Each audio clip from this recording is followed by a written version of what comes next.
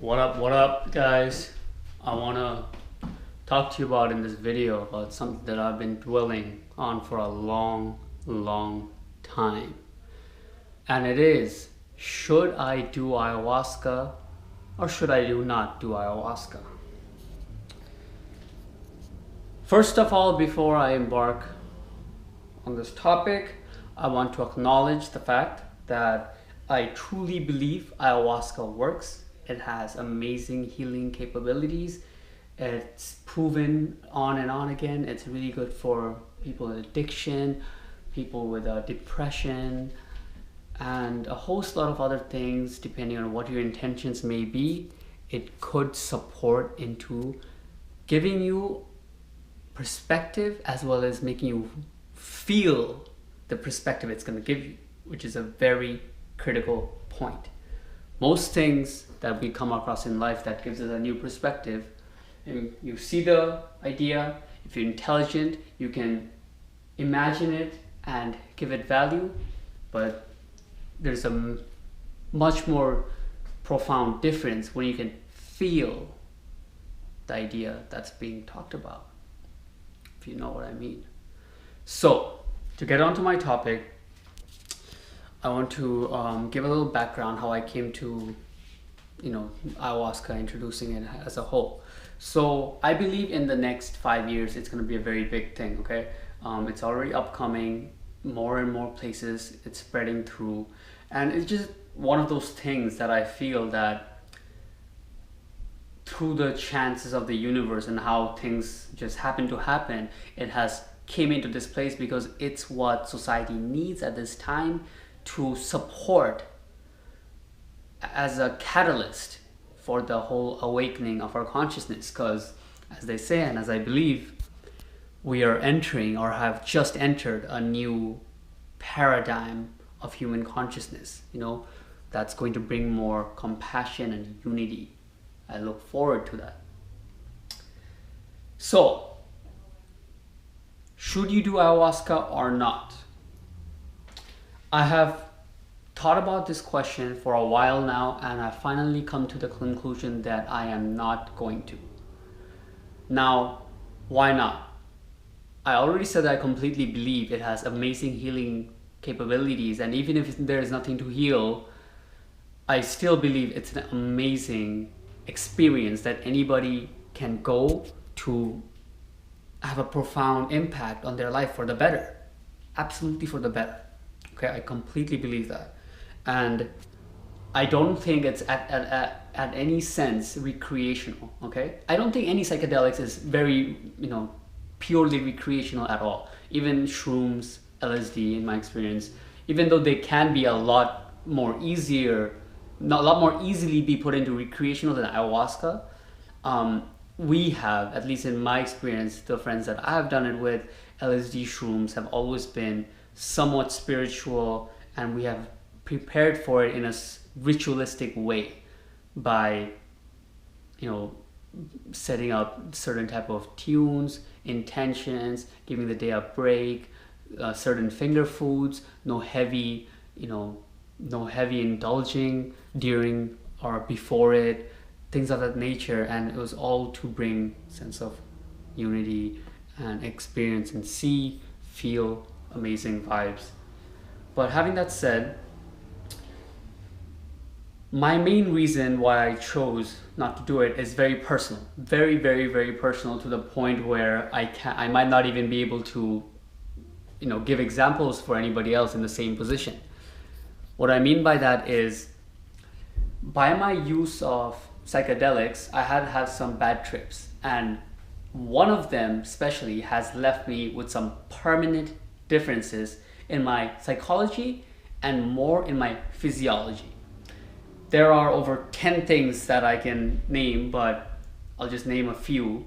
For example, through the use of LSD and tripping, one of my bad trips, it was not so because I took a high dose of LSD, it was because I took a lot of marijuana edibles along the trip, which I believe was the reason it resulted in me having sort of a panic attack during the trip where my whole body went numb, right?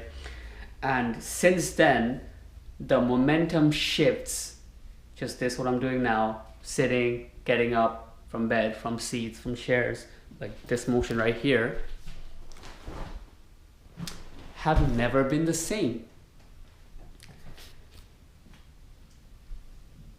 It feels as though the shifting from the ground is just different, and I can't explain it in words because there's nothing else that I know in my vocab that can explain this. It's just you have to feel it. Anybody who has experience with shrooms, LSD would kind of know what I'm talking about. Just movement feels different. It feels more like a circular motion type shift compared to just moving, and it has never been the same. It's just when you're tripping, it's 10 times stronger. Now I have 1/10 of that, but permanently. It's always been like this, okay, since that day. And to be honest, as I'm speaking now, I can't even remember how it feels to not have this feeling when you move, because I've had it for a while. I'm used to it. Luckily, it's something that doesn't really affect my whereabouts and my, doesn't impact my choices that I would make to get higher, to a better place in life. Because I do know one or two people, I know two people for sure, who have kind of what they call lost it by the use of LSD, okay? Now, does this mean that anybody watching this is LSD is dangerous? Of course not. That's very idiotic to think that, because that's like just it's almost the same thing as people have, last night there was a snowstorm or whatever, people have crashed. Does that mean you should never get out in the snow? Of course not. You have to still live your life. You can still go out and have amazing experiences. There's always a risk involved. I'm just sharing my experience. The reason I share this experience with about LSD is because it relates to my decision for not wanting to take ayahuasca. I have had a permanent difference. I have smoked marijuana for most of my life, since age 14, always fine, okay? I smoked until I started drinking in high school. Still smoke, it's fine.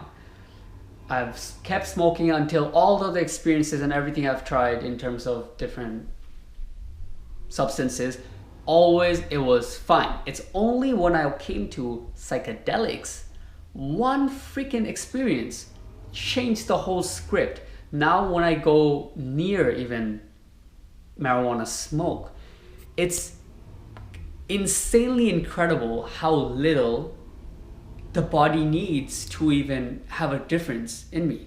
I can just, even a whiff coming from the same road somebody else is smoking, I can feel the differences of little shakiness, triggers of anxiety coming along and reminding me of that night again, and some parts of my body kind of getting ready to bring on those feelings. And I kind of get afraid, so I move out of the street and go to the other side. It's insane. Most people would not even believe that your body can even register that little of a smoke. Some people might think that it's just, what do you call it? It's just like it's reminding me of that night, and that's why this is happening. When what's wrong with that? That it's still valid. My body, it gets reminded of a night that I had experience with LSD and marijuana, and it reacts badly. It makes me anxious. So it's still valid. Some people might even think, as I'm saying this, that, oh, it's all in your head. And when it comes to psychedelics, that phrase does not have much weight, because anybody who have experienced it, all in your head is more real than actually happening. What's in your head is your reality.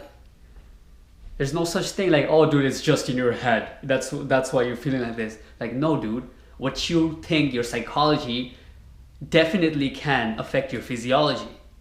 That's very real, especially when you're on psychedelics, right? So, a little bit background there, just to show you that I'm not stupid. I'm not just somebody who thinks this is happening. I've experienced it, and after that, I've recognized it, what triggers it. So I know the consequences or the differences, but in the end, I'm very thankful that it's not something so serious which had changed my whole mentality. Having that said, going back to the topic of ayahuasca, a friend invited me to go with him because he had done the very hardcore one in Peru, where you go for like 3 weeks and you go through a whole transformation. And there's other ones opening up in New York. And after a lot of thinking, I had to say no. This is the number 2 reason. Aside from my personal experiences, physiology differences, number 2 is one of the main reasons when I wanted to do ayahuasca the most was around last year, is that it was at the time I was pretty depressed. End of 2014, beginning of 2015, I was pretty depressed with everything going on. I wasn't sure what I want to do. Where do I want to work, or do I want to go back to my country to start a business, or what, anything. And I was kind of depressed with everything that was going on. I was having a bad relationship at the same time with this girl, and everything together resulted in me thinking like, this shit can change the script. Okay, I can do this now. I can do this from his explanation, which I highly, trust my close friends' experience with ayahuasca, and along with my other little experiences here and there with LSD, shrooms, and a few other things, I came to the conclusion that this could really have a profound experience, that could show me what I want, especially the part about where you tell the shaman what your intentions are to get out of this whole ceremony, and he tries to support you and bring that about. And the whole thing was just like, it just really appealed to me. But we didn't do it, and until now the choice came again, and I said no this time, because if I didn't do it when I was depressed and kind of lost, why would I do it when I'm more or less happy and found what I want to do? At this moment, I'm a salesman for this company and I'm doing well and I'm enjoying it. I'm happy, and I'm glad to be able to say that my depression is not so much rooted in me anymore. That means, what I mean by this, not default. Before is that if something amazing is not going on in my life, my default state is depression. Now that's not the case anymore. My default is neutral. I wake up, I'm happy, I cook, I meditate, I do all the things I do, I'm okay. Something bad has to happen to get me into depression. So if you get my drift, in other words, what I'm trying to say, that if you are lost in life and you're depressed for reasons that you can't even find, you're just somebody who's suffering from depression, there's some emptiness inside, you are an amazing candidate to go have a experience with ayahuasca, because as I said, I completely believe in its healing properties, and not just healing, but also its ability to show you what your purpose is here. So yeah, guys, that's what I wanted to talk about, is personal differences. Everybody's different, okay? If you're somebody who had experience with a vast amount of drugs as you're growing up, I'm reaching this age, 23, 24, and I'm beginning to realize that all those times you had people where they would freak out in certain substances, those that we just would call like, oh, fucking pussy, I take all this shit combined, nothing happens to me. Like, I used to be that kind of person, and now I realize that it's not up to you. You are born with certain differences just by genetics and whatever theory you come with and you believe from. You just have to know everybody's different. Some people can't take a puff of weed since the time they're young and born. Some people just can't handle certain types of things, and it doesn't mean that you're more badass or you're a weakling or anything. It just means that you're different and you embody it and you go along with it. Right now I have brought on my differences through trying out different shit, but hey, this is where I'm at now. I can't smoke a puff of weed. I can't take LSD because my whole body kind of goes numb and weird. It's a whole another topic. Through that, it supported me to the decision for not taking ayahuasca, along with I'm doing okay now. I'm not lost in life, okay? And that, lastly, if you guys have any types of, anybody watching this who's contemplating on going to take ayahuasca, if you have panic attacks, anxiety, seizures, if you're already kind of schizophrenic, okay, this is another thing that I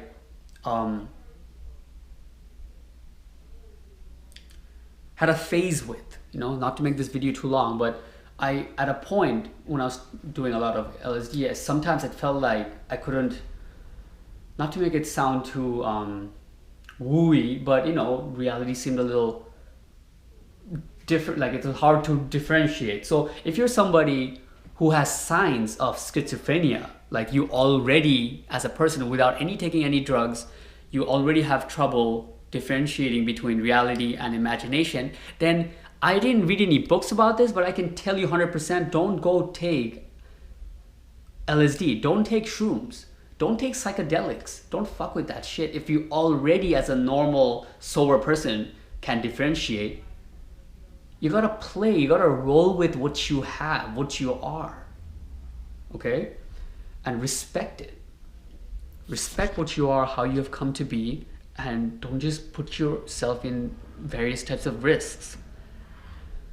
Having that said, if you're you have no recollection of things of this nature, and what I'm saying seems funny to you, like what the hell, who has these kind of stuff, and you're just completely normal ass dude, but want to have one heck of a experience to shake up your life, I completely invite you to go all the way to Peru. Don't even go to the sightings. Go to Peru, take ayahuasca with the right intentions. I can almost guarantee it'll be for the better. All right? Having that said, I want to conclude this video. I hope I gave some value and some insight. Lastly, to conclude, I'm really looking forward the effect of this plant in our society in the coming years, because I really feel it's one of the things that just popped up and came to be into existence to help us at the stage we are currently going through as a race. Period. Peace.